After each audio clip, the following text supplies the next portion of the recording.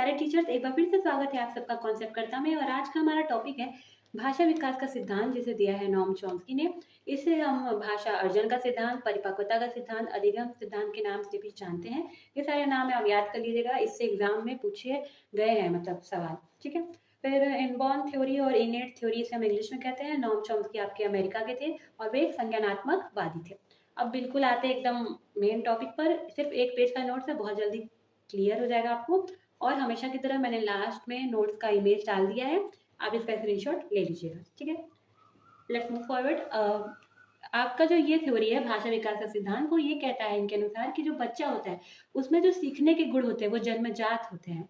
बच्चा बचपन से ही हर चीज़ों को सीख सकता है। उसके माइंड में एक ऐसा डिवाइस होता है जिससे वो भाषा को नेचुरली सीखता है। यानी एक ऐसा यंत्र है जिससे बच्चा किसी भाषा को सुनता है, समझता है और फिर उससे वाक्य बनाकर उसे बोल लेता है। ऐसा इनका कहना है। उस डिवाइस को इन्होंने नाम दिया है एलईडी, जो कि है लैंग्वेज एक्विजिशन डिवाइस, यानी भाषा अधिग्रहण यंत्र। अब ऐसे अगर आप देखेंगे तो कोई फिजिकल फॉर्म में डिवाइस नहीं होता है, पर इन्होंने ऐसा माना है कि डिवाइस होती है जो ऐसे ऐसे तरीके से आपका काम करती है। कोई भी आपका मनोवैज्ञानिक आप उठा लीजिए, उसके विरोधाभास में किसी न किसी मनोवैज्ञानिक का आपको कॉन्सेप्ट मिल जाएगा। जैसे यहाँ पर है, बीएफ स्किनर के अनुसार जो बच्चा होता है वो पुनर्बलन के माध्यम से सीखता है। वही नॉम चॉम्स्की का कहना है कि बच्चे को सीखने के लिए किसी भी पुनर्बलन की आवश्यकता नहीं है। उसके अंदर तो बचपन से ही आंतरिक क्षमता होती है कि वो चीज़ों को सीख सके। आप उसको फोर्स नहीं कर सकते, ना ही आप उसको रीएनफोर्स कर सकते कि बेटा तुम इस तरीके से सीखो, या उसको किसी उपहार की, दंड की, अलग अलग चीज़ों की ज़रूरत है, वो ऐसे ही सीख लेता है। ऐसा इनका कहना है। ठीक है, अब आइए हम उस डिवाइस के बारे में जानते हैं बहुत अच्छे से एग्जाम्पल में। हालांकि इससे डीप में क्वेश्चन कभी आया नहीं है अकॉर्डिंग टू मी, बट फिर भी जान लेते हैं, क्या भरोसा। उसके बाद फिर बढ़ते हैं एलईडी की तरफ। तो एलईडी क्या है? एलईडी का अगर आसान शब्दों में मतलब समझे तो भाषा को सुनना, समझना और प्रयोग करना ही एलईडी है।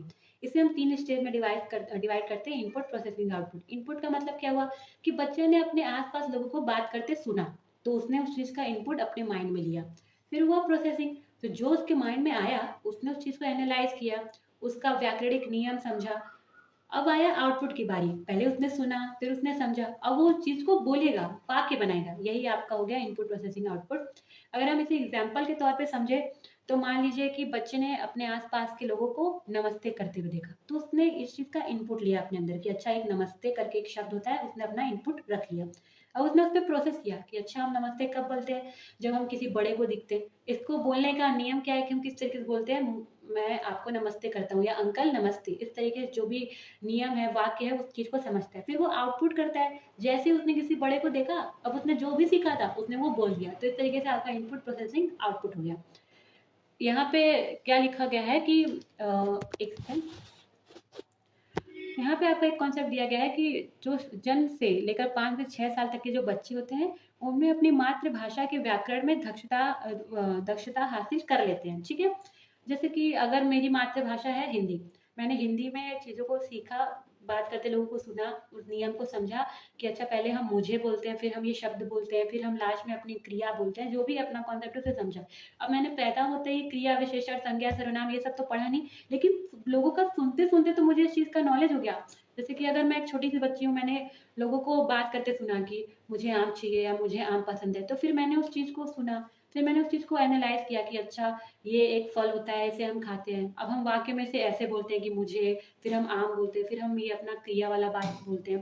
तो इस तरीके से मैंने कॉन्सेप्ट बैठाया। हालाँकि अभी मुझे नॉलेज नहीं है ये संज्ञा, सर्वनाम की, नाउन, प्रोनाउन की, लेकिन फिर भी मैंने लोगों को सुन-सुन के कॉन्सेप्ट बैठा लिया किस तरीके से बोलते हैं। और जब मैं वाक्य बोलूँगी तो बिल्कुल सही-सही बोलूँगी कि मुझे आम चाहिए।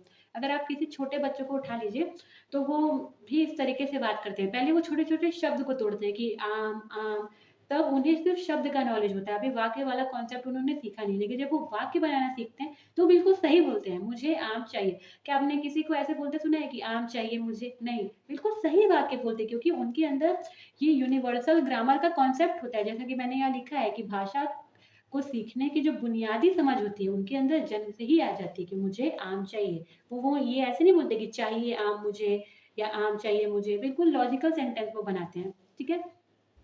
और अभी आज का एकदम लास्ट टॉपिक है आपका ये जो कि इन्होंने नॉम चॉम्स्की ने भाषा के 2 लेवल बताए हैं, एक सरफेस, एक डीप लेवल। सरफेस का मतलब क्या हुआ? ऊपरी सतह, यानी बच्चा जो यहाँ पर बोल रहा है, वहाँ के शब्दों का उसे अर्थ नहीं मालूम है, ये आपका सरफेस लेवल हो गया। और वही जब उसको शब्दों का अर्थ मालूम हो जाता है, तो ये आपका डीप लेवल हो गया। बस इतना सा ही था आपका नॉम चॉम्स्की का सिद्धांत। जब सारे टॉपिक क्लियर हो जाएँगे, तो मैं लास्ट में आपके लिए बहुत अच्छे 30 सवाल लेकर आऊँगी सीटीपी से रिलेटेड, ताकि आपको भी आइडिया लग जाए कि आपको कॉन्सेप्ट कितना समझ में आया। मिलते हैं हम अगले वीडियो पे, जहाँ पे मैं एक साथ 2-3 इंपॉर्टेंट टॉपिक्स कवर करने वाली हूँ, जिससे एग्जाम में सवाल आता ही आता है। See you in the next video. Bye bye.